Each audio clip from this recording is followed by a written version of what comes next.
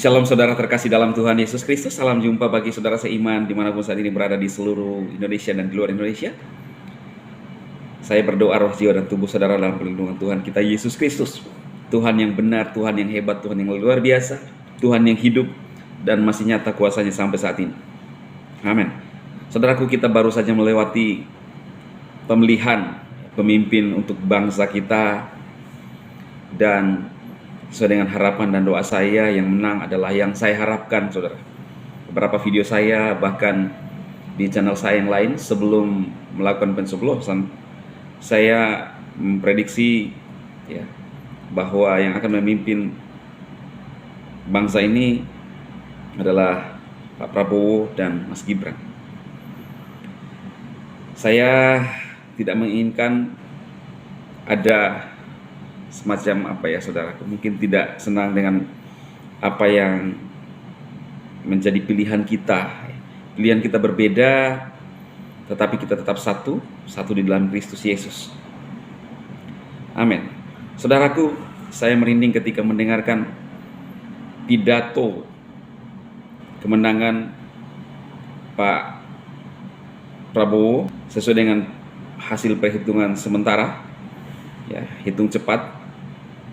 Sesuai pada judul ini juga, saudara, ternyata pidato kemenangannya itu adalah tertulis di Alkitab. Loh, gimana, Pastor? Maksudnya gimana ya?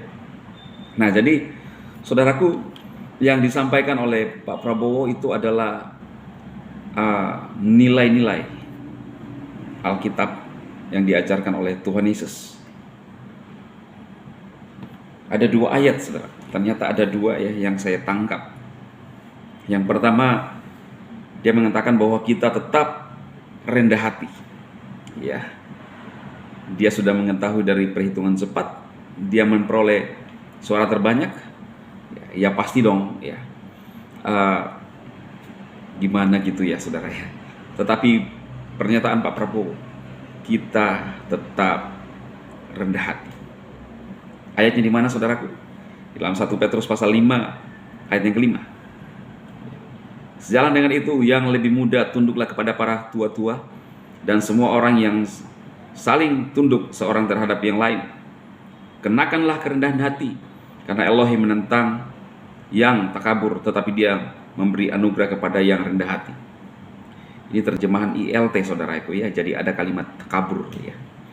Terjemahan ILT itu lebih adalah terjemahan aslinya ya. Itu yang pertama ya, pidato kemenangan Pak Prabowo ya. Ini ayatnya, saudara. Lalu yang kedua itu di dalam Ibrani 12 ayat 14. Apa yang disampaikan oleh Pak Prabowo? Kita harus berdamai, akur dengan para pemimpin-pemimpin, saling merangkul ya. Bukan justru saling ya, saudara. Boleh berbeda tetapi tetap saling merangkul. Itu yang disampaikan oleh Pak Prabowo. Luar biasa. Berusahalah hidup damai dengan semua orang.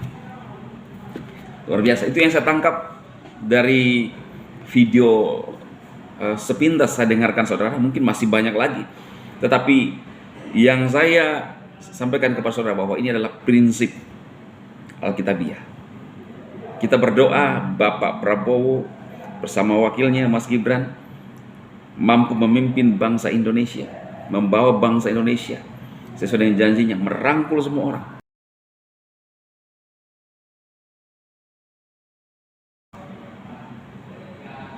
Dan saya melihat ternyata Pak Prabowo ini orang yang rendah hati. Itu dari penilaian saya, saudara.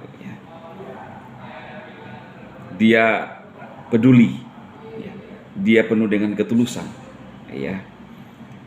Dan orang-orang seperti ini, orang yang akan menguasai bumi, kata Alkitab. Orang yang rendah hati akan menguasai bumi.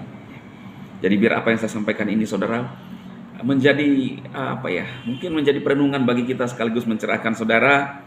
Saudara bisa menzer bahwa pemimpin yang lahir di Indonesia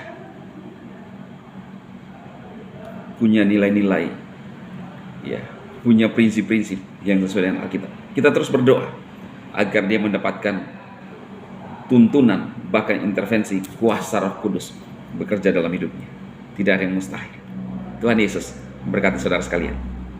Amin.